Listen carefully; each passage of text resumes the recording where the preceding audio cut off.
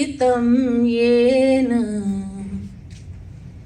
कृपालु गुरवे नमः। आरामः कामवृक्षाणां विरामः सर्वसम्पदां लोकाभिरामः श्रीरामः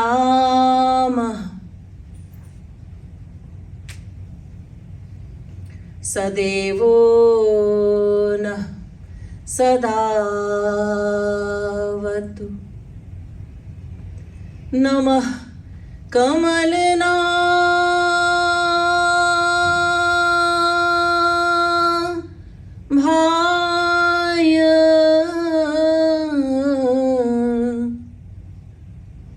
नमः कमलमालिने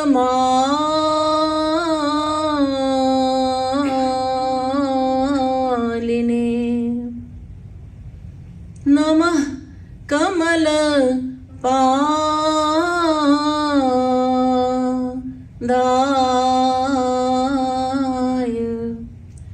नमस्ते कमलेक्षण। यो ब्रह्माणं विदधाति पूर्वं यो वै वेदांश्च प्रहिणोति तस्मै तग्वं हा देवमात्मबुद्धिप्रकाशं मुमुक्षुर्वै शरणमहं प्रपद्ये।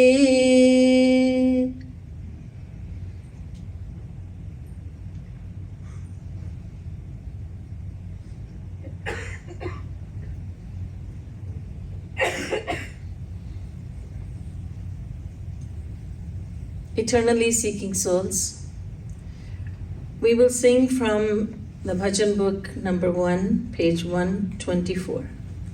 The words will be projected on the TV screen. If there's anyone in the back who cannot see the TV screen, please raise your hand and you'll be getting a book. पृष्ठ संख्या है 124, page 124.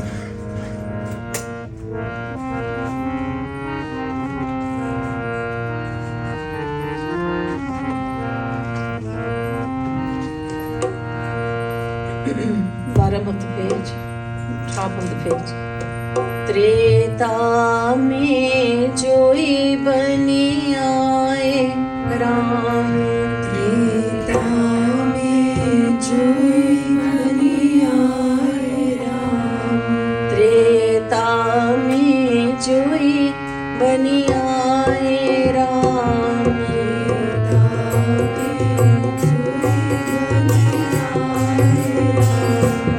द्वापर में सोई बनी आए श्याम,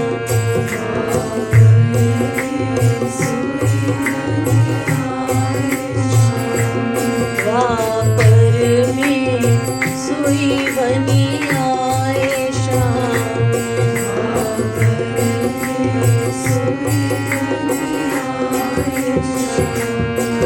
त्रेता में जोई बनी आए राम,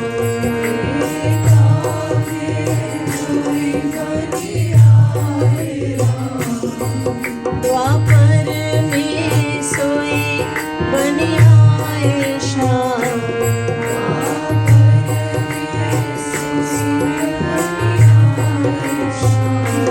त्रेता में राम, त्रेता में, त्रेता में, त्रेता में जोई बनी आए राम,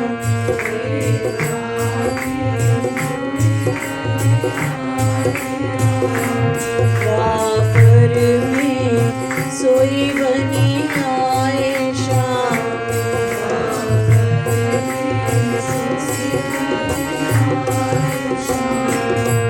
त्रेता में सीता बने राम,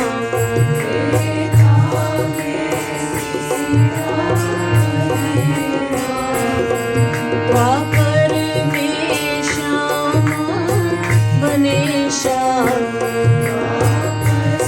ताली बजाइए, गाइए।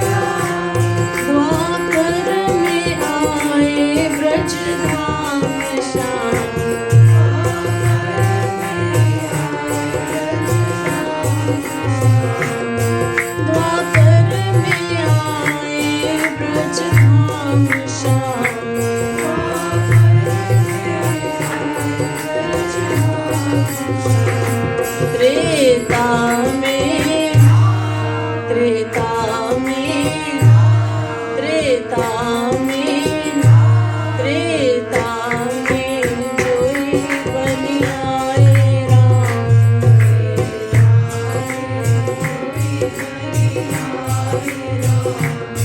द्वापर में सोई बन आए श्याम।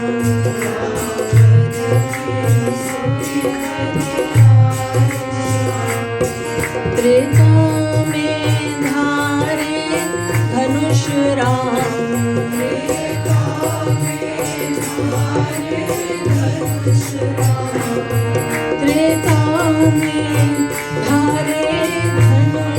राम।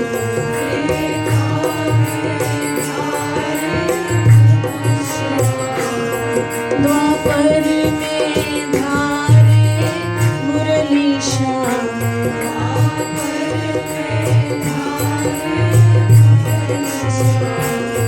त्रेता में धारे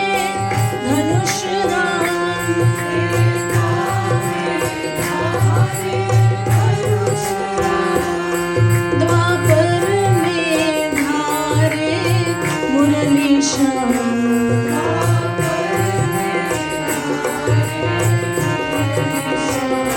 त्रेता में, त्रेता में, त्रेता में, त्रेता में जोई बनी आए राम।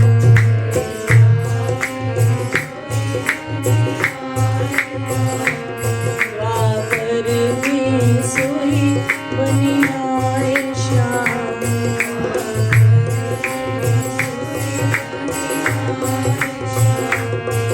त्रेता में धारे नेम राम।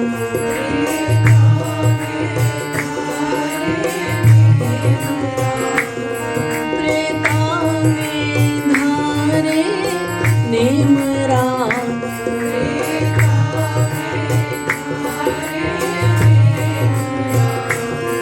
द्वापर में धारे प्रेम श्याम।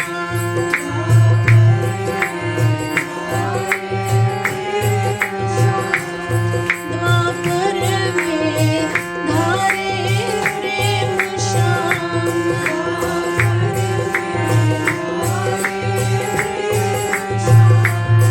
द्वापर में धारे प्रेम श्याम।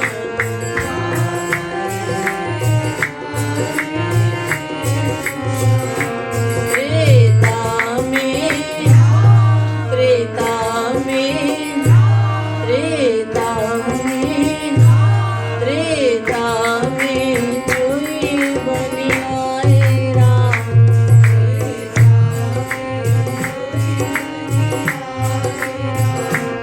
द्वापर में सोई बन आए श्याम।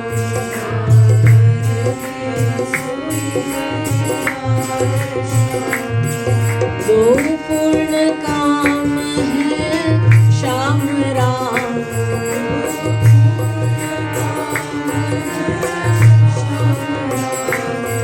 दो पूर्ण काम है Shyam Ram.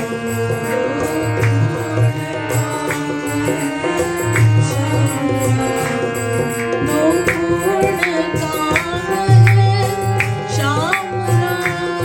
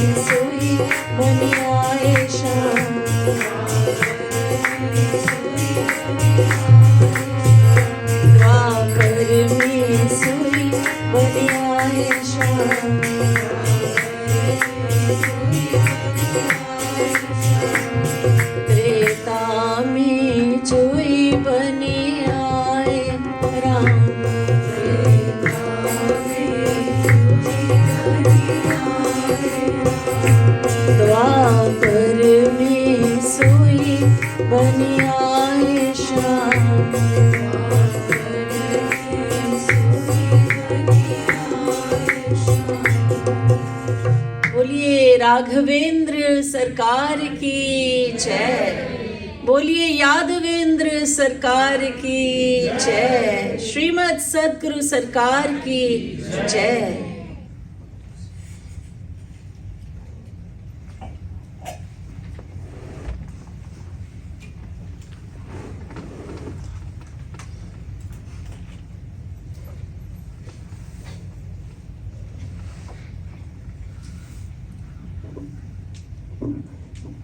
This evening, in this final talk on the lessons that we can learn from the Ramayan,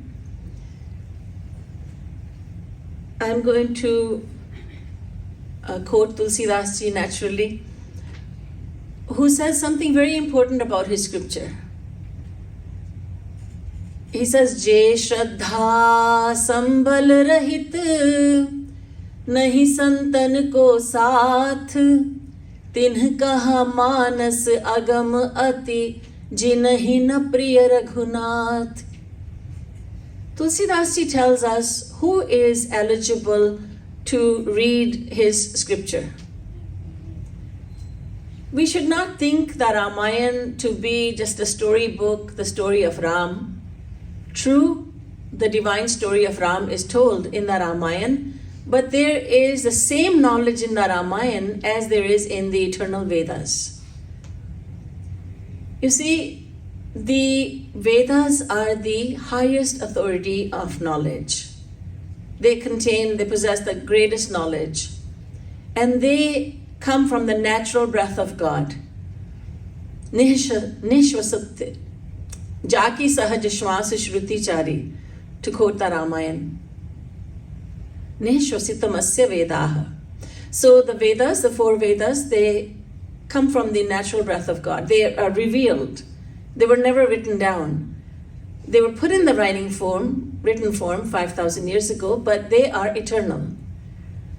And every scripture that we have in Hinduism, whether it be the Purans, the Gita, or Ramayan, we accept every scripture because it conforms to the knowledge of the Vedas. So the Ramayan has the same knowledge that the Vedas give to us. And just as it is impossible to understand the Vedas by ourselves, so it is impossible to understand the Ramayan by ourselves. It doesn't matter that it's written in a very popular language that most people in India understand, or many understand. Mixture of Hindi and Awadhi. The knowledge is divine. Just as the Vedas say, Vibhet Tyalpashrutad Vedo Mamayam Praharishyati. We are afraid of a person who will read us by himself, who is not eligible to read us, and he will completely misinterpret our teachings. He will mangle the meaning of the Vedas. He will misinterpret. In the same way, Tulsidas ji says, you have to be eligible to read my Ramayan. Je Shraddha Sambal Rahit. If someone does not have Shraddha, then he should not pick up the Ramcharitmanas, Ramayan. Shraddha, what is that? Shraddha Shabde Kahe Vishwas Sudridha Nishchay. Gauranga Mahaprabhu says, Chaitanya Mahaprabhu says, that Shraddha means full faith. Sudridha Nishchay, very strong faith. Faith that no one can move. No one can shatter that faith. No one can disturb it. Strong faith. That is what Shraddha is. Adi Shankaracharya, the first Jagat Guru, he says, Guru Vedanta Vakyeshu Dridho Vishwasaha Shraddha. Shraddha means to have very strong faith in the words of your divine Guru and in the words of the Vedas. Have full faith in what the divine Guru is saying. Have full faith in the scriptures. Having full faith in the Guru as well as the scriptures, that is what Shraddha is. Tulsidas ji says, if you don't have Shraddha, you cannot read. Do not read the Ramcharitmanas. Do not read my scripture. Shraddha is of the utmost importance.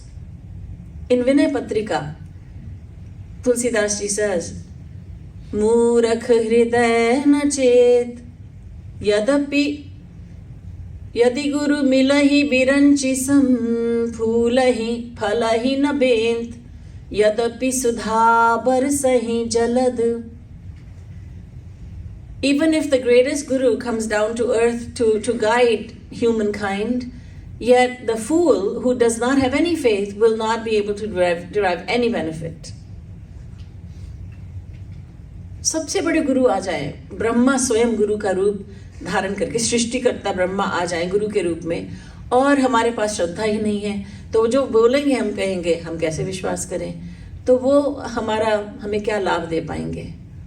We will not be able to gain anything, even if the greatest guru comes down to earth, if we have no shraddha, if we have no faith. The Vedas say shraddhatsva tat shraddhatsva. Have faith, humans, have faith.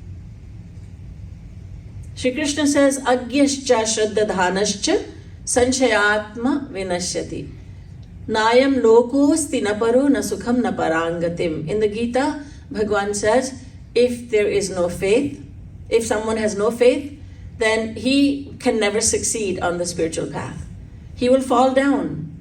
He would not be able to succeed on the path if he has no shraddha.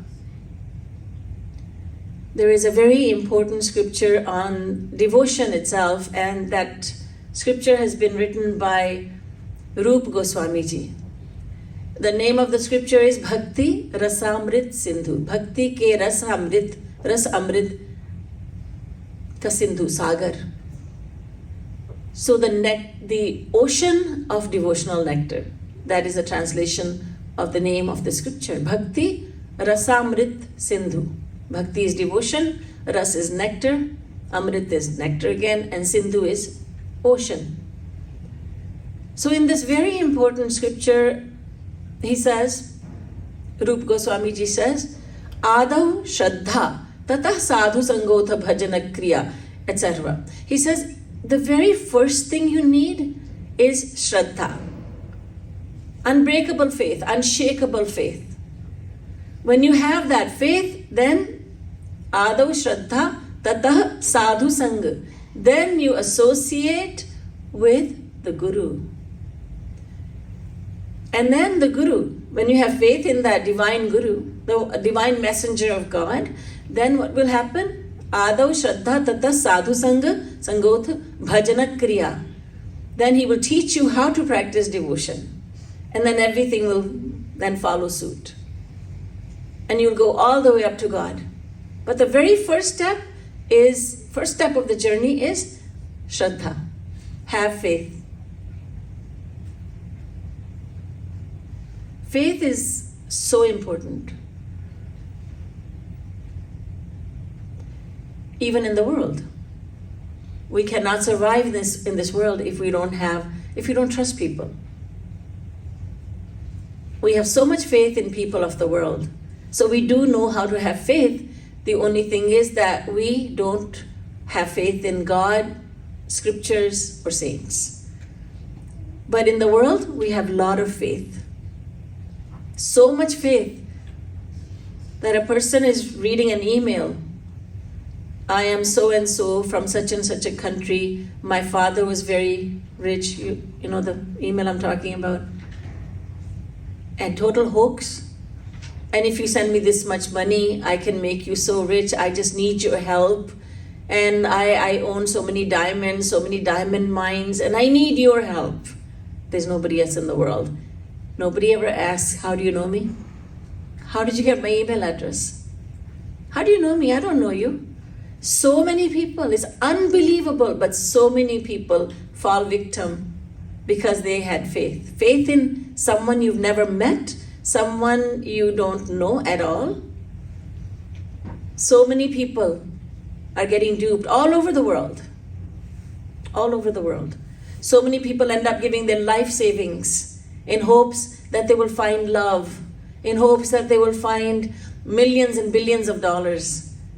They take a gamble. They have faith in the world. The world slaps us. Again, we have faith. Again, we have faith. But she tricked you last time, but she said sorry.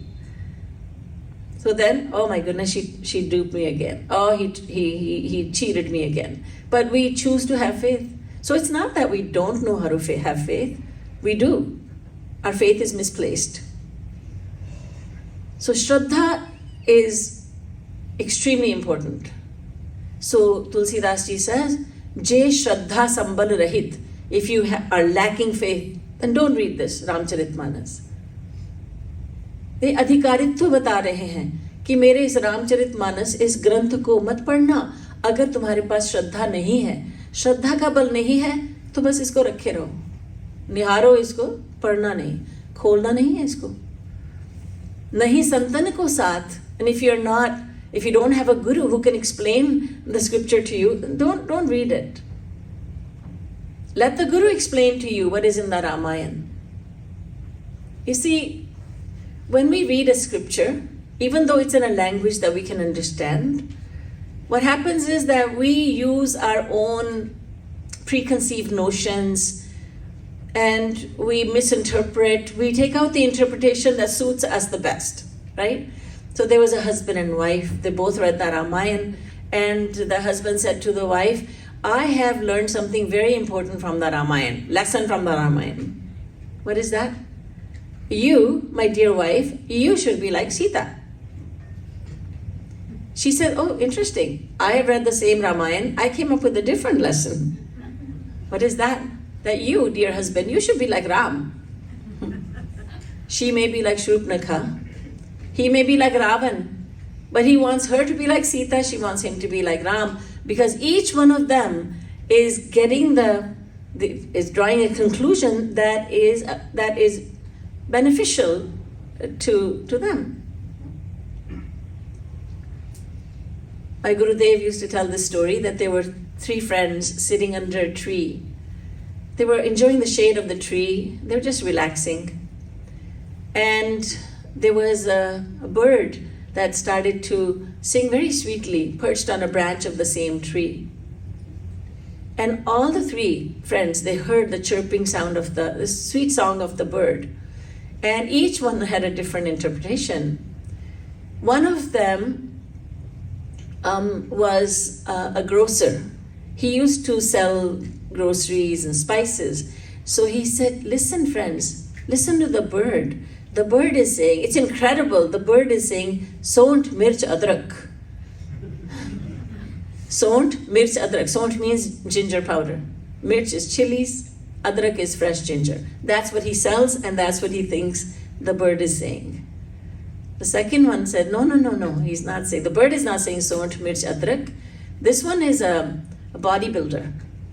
So he's a personal trainer to many. So he said, no, the bird is quite clearly saying Dand Bathak Kasrat.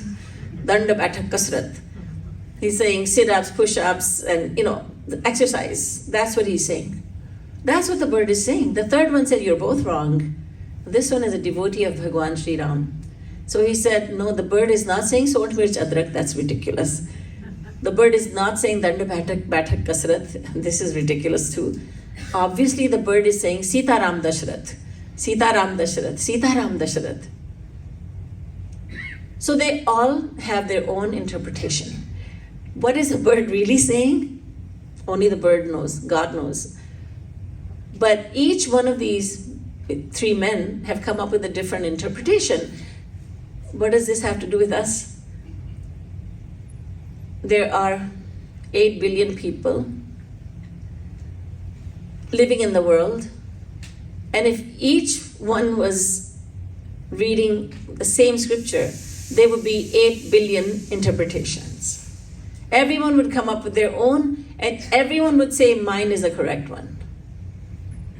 So we cannot rely on our material intellect to come up with the right conclusion. That I'll find out I will know what the scripture is saying because I am so intelligent. We have a material intelligence. Our mind is controlled by Maya, and these scriptures are written by divine ones, using their divine intellect. Bhagwan Ram sat in the heart of Saint Tulsidas and wrote the Ramayan through Tulsidas. Because a saint, one who is God realized, his works are not his own, they are the works of God. Jo kare so hari kare hot Kabir Kabir. Kabir Das Ji says, the works of Kabir are not the works of Kabir, they are the works of God. Whatever I, Kabir, am doing, I'm not doing that, God is doing it. Because he's fully surrendered and God has taken over. So he says, Jo kare so hari kare hot Kabir Kabir. So Tulsi Das Ji did not write the Ramayan. Prabhu Sri Ram sat within his pure devotee and wrote the Ramayan. That's why we have faith in the Ramayan. So if we read the Ramayan using our own intellect, we will surely misinterpret, and so many people do. You see, it's quite all right to read the Ramayan from the point of view of divine story of Ram. That's fine. But if we think that we can understand the knowledge in the Ramayan, we would be grossly mistaken. It would be a big mistake to think we can understand the knowledge in there. I'll give you a small example.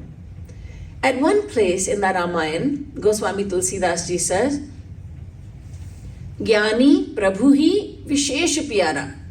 The Jnani, the one who walks on the path of Jnana, path of knowledge, is especially dear to God. This path of Jnana means that, but it's so difficult to even hear, to even listen, to be eligible to listen to Brahmopadesh, you have to be fully, completely detached from the world. You have to be so advanced that your body will not be affected by extreme heat or extreme cold. And you have to be fully detached. If you get the news today that everyone you love has perished and everything you own is gone, you should not flinch. It's okay, God gave it all to me, God took it away. Full detachment. How many people in the world are like that? To even listen to Brahmopadesh, the lecture about Brahma, the impersonal absolute, you have to be so advanced. And then to walk on this path is so difficult. Jnana ke panth kripaan ki dhara, parat khage se na lagahi bara. To walk on this path where you're not asking for God's grace, you're trying to meditate on God in the form of light because you're saying that God does not have a name, God does not have a form. So it's actually wrong to call him Brahma also, that's a name. But what can we do without giving him some name? He doesn't have a form, but we've given him the form of light because the human mind needs a form to meditate on. So now even if he's become eligible, he will have a difficult time walking on this path because he'll fall down again and again and again. And God will not lift him because he's not asking for God's grace. He says, I'll do it by myself. He's like a baby monkey that holds on to its own mother. So when the mother monkey jumps from one branch of the tree to another or from one tree to another, it's very easy for the baby monkey to fall. The devotee is like a kitten that is held in the mouth of its mother. So the devotee is given full protection because he's always asking for God's protection. So now Tulsidas Ji, just to give you a background, Jnani Prabhu hi Vishesh Pyara. The Jnani, the one who walks on this path of Jnana, is especially dear to God. And then at another point he says, actually, Jnana hi bhagati hi nahi kachu bheda. There's no difference between the path of Jnana, knowledge, and the path of bhakti. At another place he says, the Jnani is a fool. He is such a fool. Te shat maha sindhu binutarni, peri par chahe bhavatarni. He is such a fool that he wants to cross an ocean without the help of a barge. And then he says at another point, Ramchandra ke bhajan bina, jo chah pad nirvan. He says if there's a Jnani who is not practicing devotion and yet he wants liberation from Maya, Ramchandra के भजन बिनु जो चे चाह पद निर्वाण, ज्ञानवंत अपि सो नर पशु बिनु पूंछ बिखान. He is like an animal that is missing horns and tail. Imagine an animal that doesn't have horns or tail. And Tulsidas ji compares the jnani to that animal. Does this make any sense to us? And people will say, you know what? Tulsidas ji must have been intoxicated. Nashe mein the kya? Jo ye likh diya, kabhi ye likha, kabhi wo likha. So at one point he's saying the jnani is especially dear to God. Then he's saying no, jnani and bhakt both are the same in the eyes of God. Then he's saying no, the jnani is a fool who wants to cross an ocean without a boat. Then he says the jnani is like a hideous looking animal. What are we to understand from this? Unless we have a guru. And the guru explains, listen, I'll explain to you, he says. The jnani who is especially dear to God, that Tulsidas ji is talking about, he is the jnani who also practices devotion. Because he is practicing devotion, he is especially dear to God. And the jnani who is like a hideous animal, he is the one who rejects liberation. He does not love God. He just wants to meditate on the impersonal aspect of God. He only goes as far as Atma Gyan, self-knowledge. He attains self-realization, but he will not know God. Without practicing devotion, he will not attain God realization. He has partial knowledge. So unless a guru comes along and explains this, we are likely to think that there is something very wrong with these scriptures. They seem to say one thing at one place, another totally different thing. They seem to be saying the opposite at another place. So this doesn't make sense to me, so the scripture is wrong. The conclusion is that I am faulty. My intellect is very small, puny, it's very small. And yet I am trying to understand the divine words of divine beings. हमारे गुरुदेव जगत गुरु तम श्री कृपालु जी महाराज कहते थे कि अरे ये शास्त्र वेद ये तोता मैना की कहानी नहीं है जो जिसके मन में आया पढ़ लिया. These are not storybooks, he used to say. My Gurudev used to say, these scriptures are not storybooks. Anyone and everyone can read them. Of course, you can read that Ramayan from the point of view of the divine pastimes of Bhagwan Sri Ram. You can read the Bhagavad from the point of view of the sweet pastimes of Bhagwan Sri Krishna. And there are some chapters that Sri Maharaji used to recommend in the Bhagavad, the 10th canto, chapters 29, 30, 31, 32, and 33, Maharas chapters. And there are others that we can read because they depict the pastimes, the leelas of Leeladhari Sri Krishna. But when it comes to the knowledge, we cannot understand. Even in the world, there is so much knowledge that we don't have and we simply cannot have.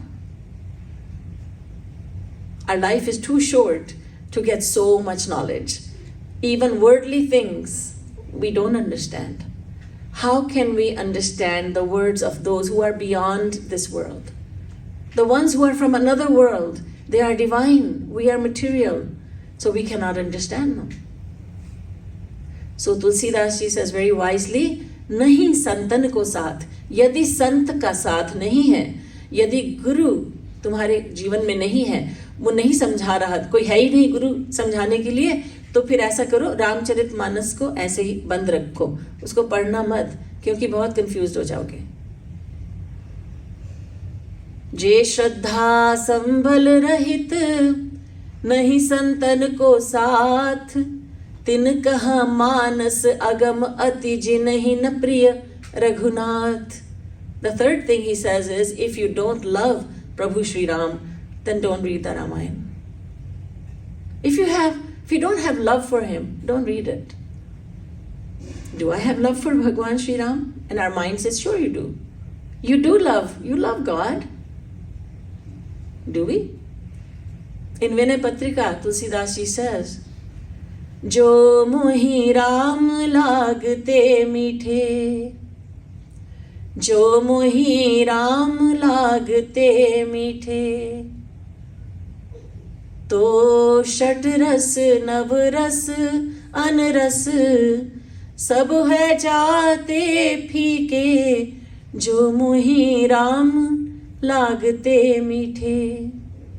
If I were in love with Bhagwan Sri Ram, then I would not love the world so much. I get so excited about worldly acquisitions. I got a new dress, new outfit, new car. I'm getting Starbucks.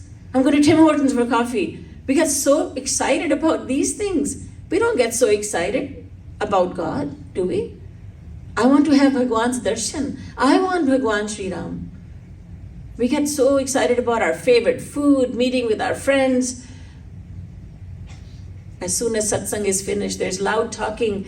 I feel like it's like prisoners they've escaped, or the cells have been opened. It's like I could not wait to talk about and have a banter with my friends or talk about the world, because for an hour, 2 hours, oh my goodness, I was forced to sit in satsang. I was forced to think about God. And now I'm free to talk about this and that, important things of the world. So do we really love Bhagwan? We need to ask ourselves. This is not to judge someone else. We need to judge ourselves. Do I really love Bhagwan Sri Ram? How excited do I get about Rup Dhyan? And how excited do I get about, oh, I got a new iPhone. I saw this new movie. You know what? I saw that model. Oh my God, she was on the same flight as me. We get so excited about so much. Do we get so excited about seva? Oh wow, I have some time. Let me do seva. Let me serve my guru. Let me serve my guru's mission. Little bit of time. Hey, let's go out. Little bit of time. Hey, let's talk. Let's laugh. Even on the way to Aarti, we talk. Satsang is over.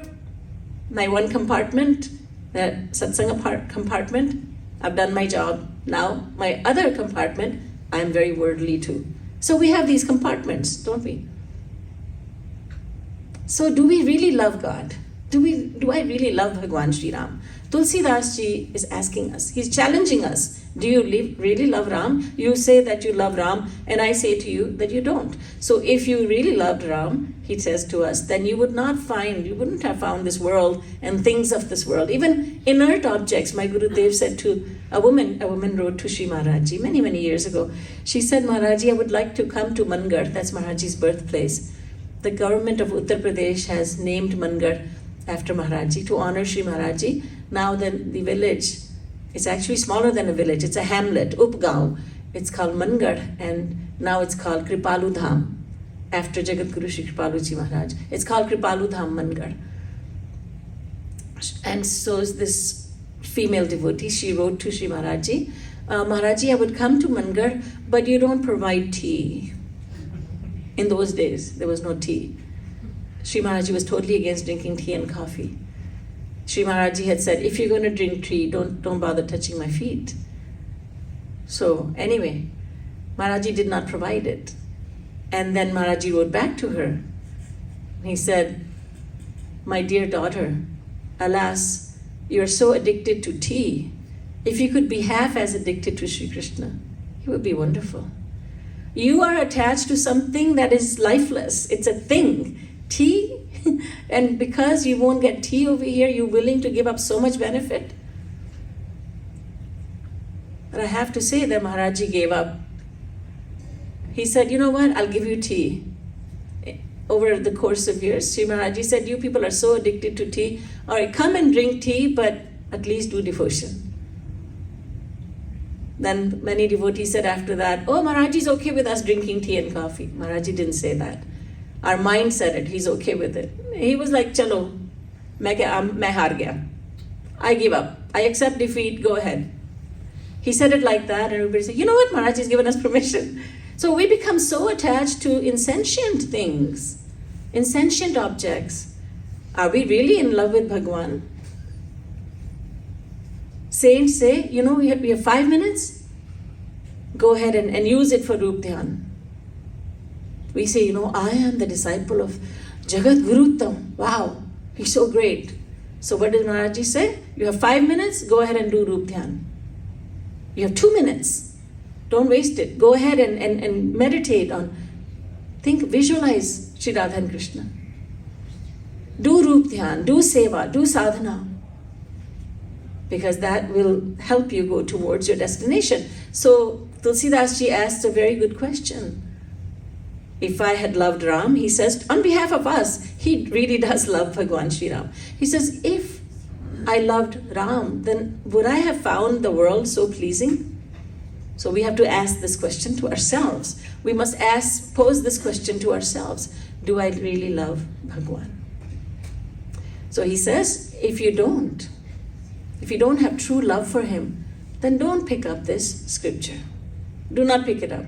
It will be dangerous for you. And every scripture has this built-in clause. The Vedas have it, the Ramayan has it, Gita has it, the Bhagavad has it, that do not read the scripture if you don't have full faith and if you don't love God. So how will we understand it? We can understand the Gita, Ramayan, the Vedas, everything if we have faith in a guru, if we listen to a true guru, and if we choose to have faith in him. We can learn everything that's in the Ramayan, in the Gita, in every scripture. And I will tell you this personal story, true story of course, that after I heard my Gurudev's lectures and after I started giving lectures, I then read the Gita in its entirety. And I can say this, that I can tell you this, that had I not heard my Guru's teachings, had I not heard him explain the Gita, I wouldn't have understood the Gita at all. It would be just a big confusion, although it's a very short scripture as far as Hindu scriptures go. It's comprised of 700 verses, 18 chapters, that's it. Short chapters, 700 verses, this is nothing. Mahabharata has 100,000 verses. So I can tell you truthfully that I would not have understood the Gita by reading it had I not understood it through the grace of my Guru. People started asking from the time I started preaching, wow, you've studied the scriptures so much. How many years did you study the scriptures? And what could I say to them? I've never even seen those scriptures. I had not seen those scriptures. I have not seen the written copy of the Upanishads, the Vedas, but I know them because of my Guru. I know what is to be known because he taught it to me. So without a Guru, without a divine teacher, no one can understand the scriptures. So many people I have come across say to me, I wish to learn Sanskrit. Why? I want to read the scriptures. My answer always is, oh, don't go into the danger zone. Do not go into that danger zone just because you know Sanskrit. Even if you manage to learn Sanskrit, and you can, anyone can, but you will not be able to understand the scriptures. You will be fooling yourself. Shruti Puran Bahu Kahe Upai Chutahi na Adhik Adhik Arujhai. Tulsidas ji says, the Vedas and Vedic scriptures, they are like a dense jungle in which the further you enter, the more entangled you become. Imagine a wild jungle and there is so much vegetation and it's all growing wild. And you go into it and you get lost, and the further you go, the more lost you become. That is the scriptures. They're like a dense jungle. The more we explore them, the more we read these scriptures, the more confused we become.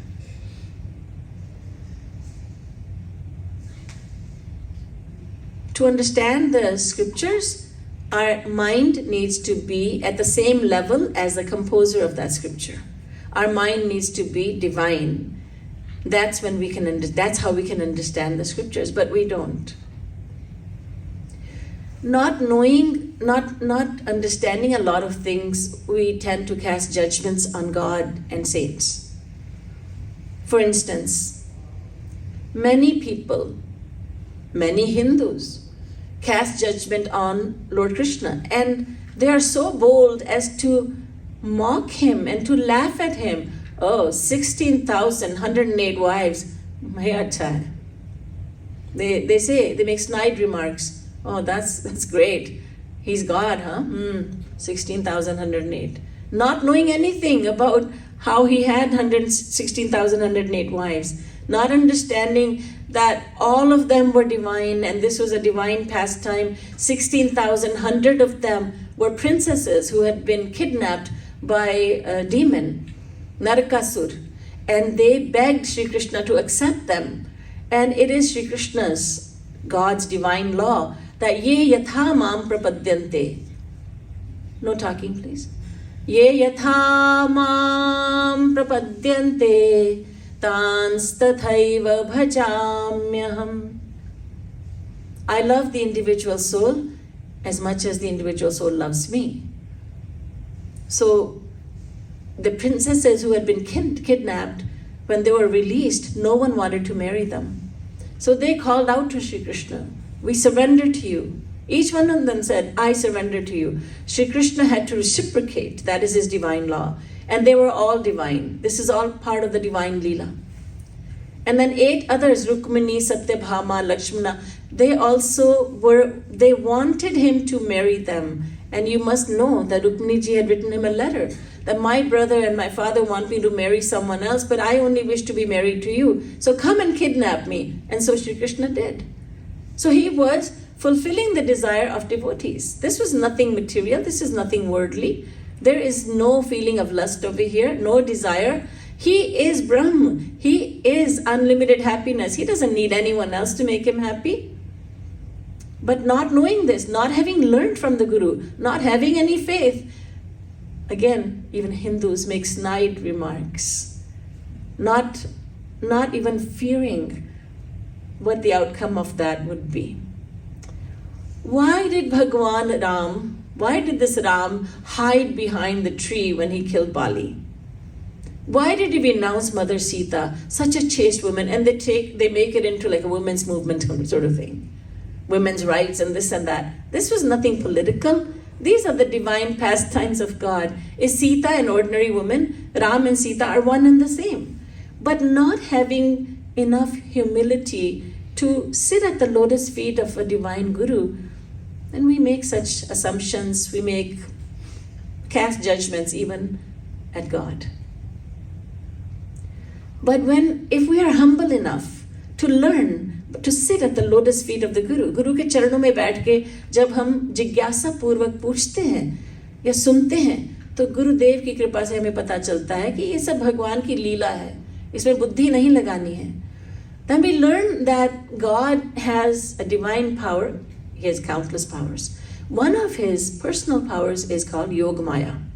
Yoga Maya is such that outwardly we see Bhagwan Sri Ram, Bhagwan Sri Krishna performing acts of Maya, but inwardly God retains his originality. He is divine, he is God. He remains God on the inside. Outwardly he is performing works of anger, greed, hatred, pride, lust, envy, and so on and so forth. When the divine Guru explains it to us, then we say, oh, now I understand. Now when we think about the Pandavas, we don't cast any judgment. We say, no, well, these are all divine ones, right?